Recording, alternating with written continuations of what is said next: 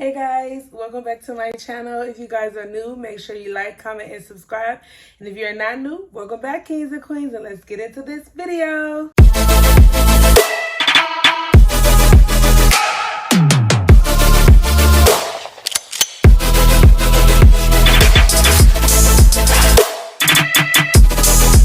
Okay, you guys. So in today's video, I'm going to be doing a story time slash testimony type thing. You guys, this is my very first sit down video, so I am a little nervous. I'm not gonna lie, just a little bit.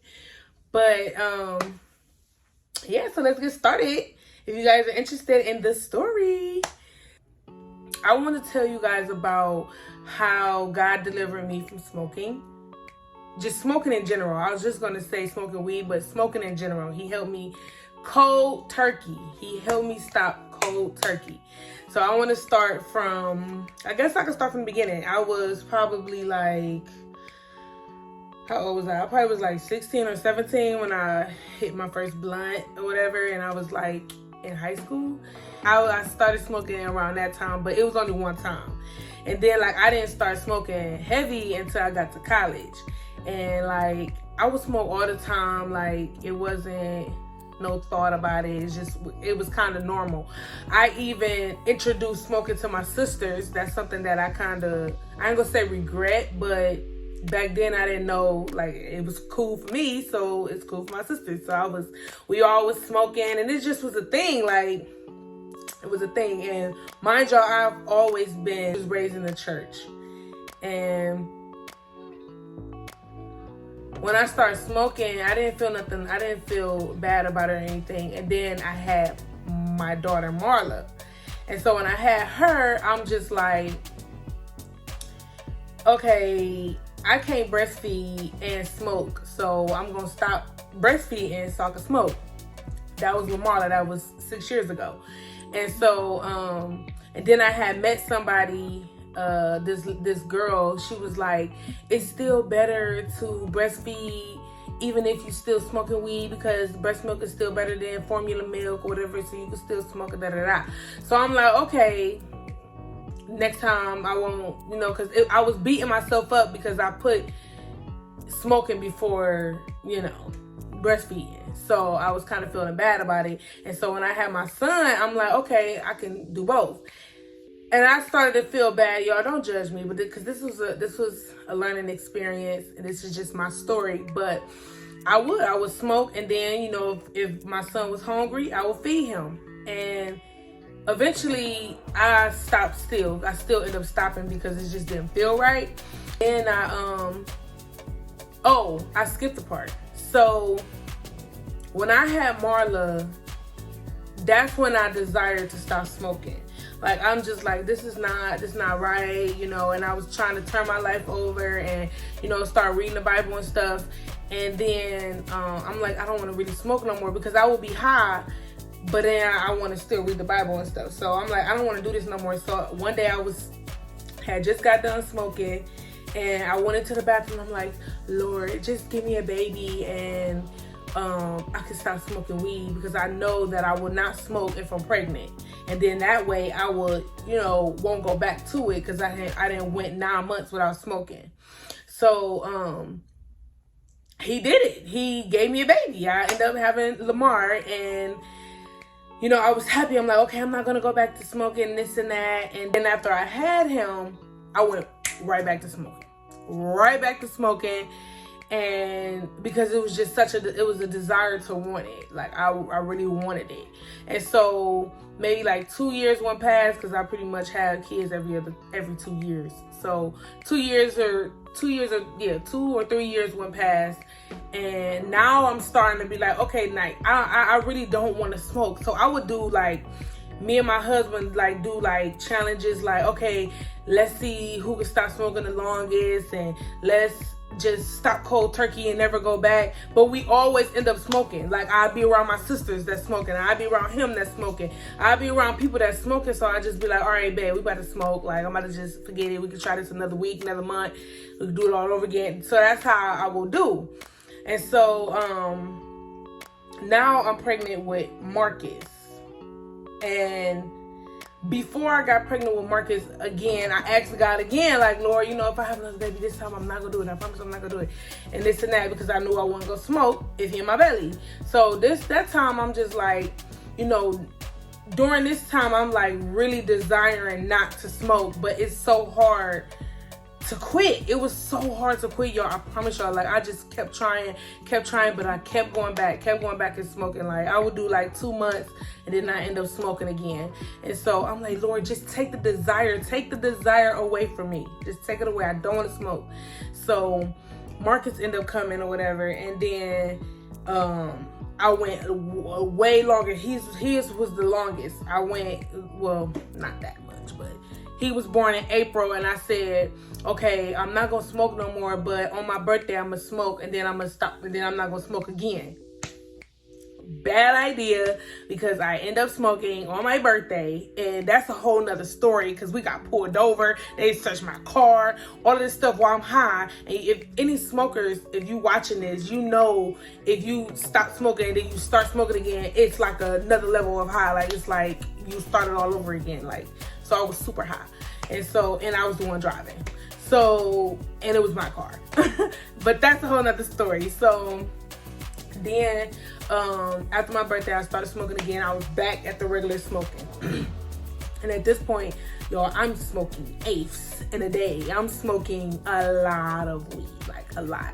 And miles, y'all, I would be smoking boxes of miles, cigarettes. I went to cigarettes, miles, all of that. Like, I used to just smoke all of that. Like, and then I'm just like, you know, Lord, I just want you to take this desire away. I don't want to like the taste. I just wanted him to take it away. And now I'm getting a little bit more closer to God as well.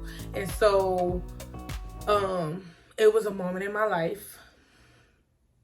This is before my last baby. It was a moment in my life where God had me by myself. I was in a whole different city, like probably like 45 minutes away from, you know, where I was raised in the area that I lived in. So and I was by myself. Me and my husband had separated. It was just me and my kids. And the Lord told me, like, okay, you're by yourself now. You could quit. Still was smoking, and I'd still be praying, but I still would be smoking. And then I'd be like, Lord, please forgive me for smoking, because, you know, this is really hard for me. Like, I cannot do it by myself. Like, I would be praying on top of still smoking. So then I was looking for a church home, and then I found a church that I liked right across the street from my house, well, my apartment.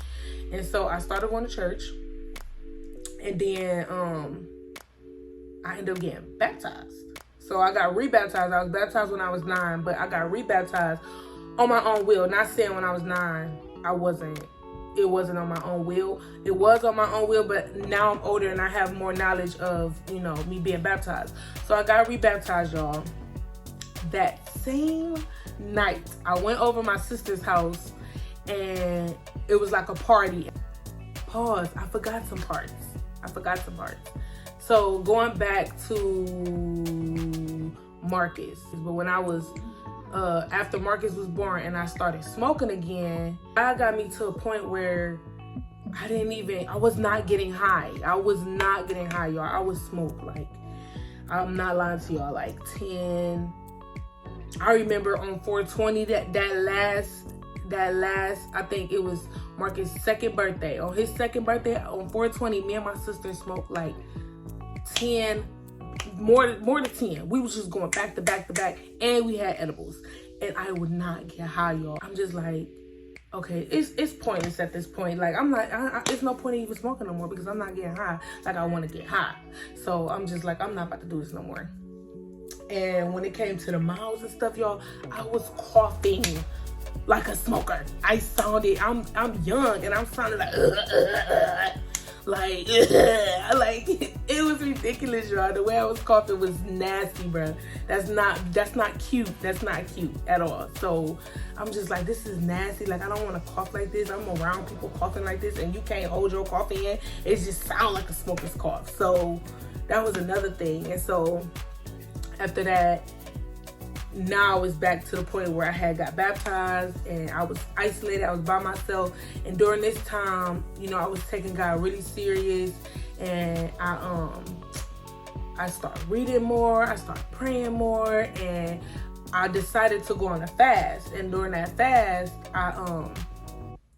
I was fasting from my mom and my sisters. I was fasting from them because I always go to them for stuff instead of going to God for stuff. So I fasted from them for 30 days. And then my husband was gone because we separated. So it was just me and my kids. And then after that, I got baptized, and then I went to my sister's house and I smoked the same day I got baptized, y'all. The same day. And I'm just like,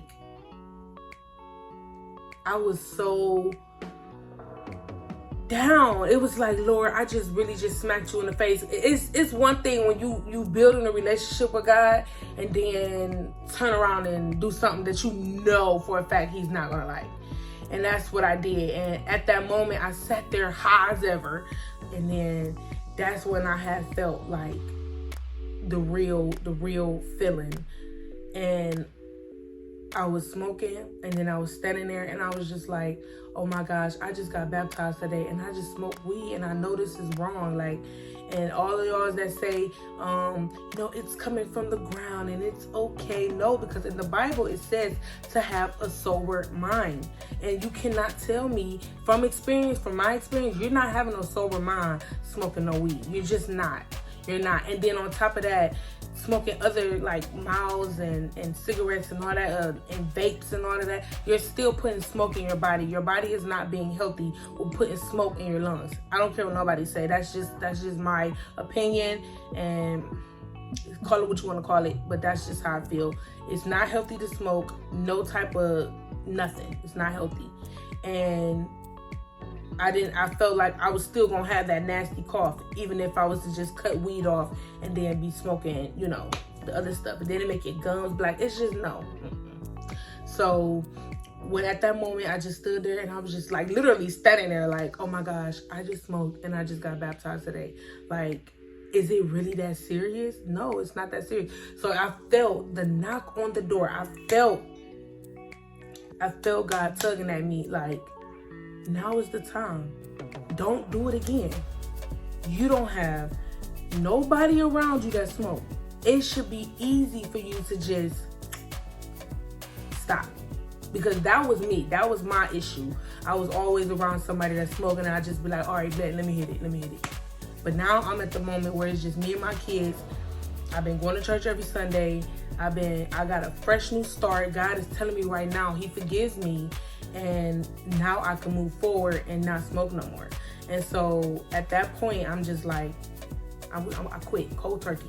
And let me tell y'all, don't let me let y'all know it wasn't no easy peasy lemon squeezy. No, I had to fight it. I had to fight. To be honest, it was really how bad you really want to quit. And if you're away from people that's doing that, it should be a little easier to stop smoking, because you're not around nobody that's influencing you to do it or looking cool or bringing that urge like, oh yeah, I want to feel how they feeling right now. You're not gonna have that because you're by yourself. So when I was by myself, yeah, of course the next morning I was just like, ooh, I just want to cop right now. I just want to get me one right now. And then I just was like, let me play some gospel music. Let me be busy so I don't be thinking about it. And the more that I stay busy and the more that I, when I felt it, start praying, and when I felt it, start reading the Bible and stuff, God made it so much easier for me to quit. And then I literally quit cold turkey. And then maybe months later, I end up getting pregnant. And I'm like, oh my gosh, I stopped quitting. This is the first child that I've had where I didn't have to stop quitting because I was pregnant. I literally stopped quitting for God.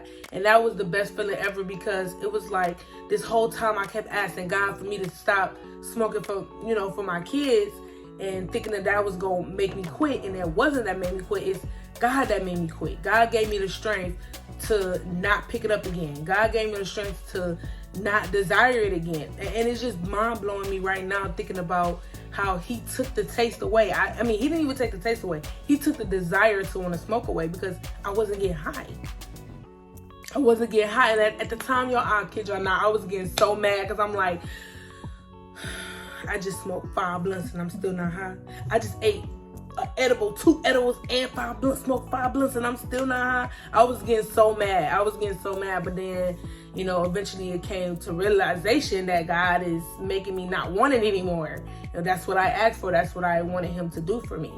So, yeah, y'all, that's pretty much how I quit cold turkey with smoking. So I'm just so grateful that God delivered me. I've been wanting to tell you guys this testimony for a while now, but I'd be nervous to do the little sit down. You know, I never like just sat in one spot and give a testimony or just sit and just. So yeah, this is something new for me. It wasn't that bad to, you know, do the sit down, but I hope this helps somebody out there. I hope you guys understand that you cannot do it by yourself. You need God to help you. And I know it sounds like, oh, I hear that all the time, but you have to apply it. If I'm telling you, if you hearing so many people like, oh, God is such a good God. God does this, God does that. Oh, he didn't help me through this. And then you be like, oh, no, I don't think that's true. Because I didn't ask him. You can't just ask him. You can't just be like, yeah, I'm going to ask God to do this for me and think that he's going to do it for you. No, it's like a relationship. You need to build your relationship and you need to learn him. You need to understand where he's coming from. And then it, you know, it'll flow. Like, you have to get in your Bible. You have to read your Bible. That's the only way you're going to get to know who God is. And that's simple as I could say it. Praying, yes, that's good. Listening to gospel music, yes, that's good. But getting into your Bible, you can be the one that say, oh yeah, I know God real. I know for a fact he real because he did this, and that. And you gonna know for yourself, not because of what I said or what the next person said. It's because you know for yourself. Y'all, I'll trust me, I've been there. And if y'all want more videos like this, I can tell y'all, I am a witness. I know God is real. Period. I know. I have so many, still to this day, he still be doing stuff for me. Still, and I could keep going on and on because I want to. I really do. But y'all gotta, you know, let me know if y'all want to know, you know, some more testimonies, some more reasons why I know God is real. Because I will let y'all know. Because he is. He is. With that being said, you guys, that's going to be the end of this video. Make sure you guys like, comment, and subscribe to my channel. And I'm going to see you in the next video.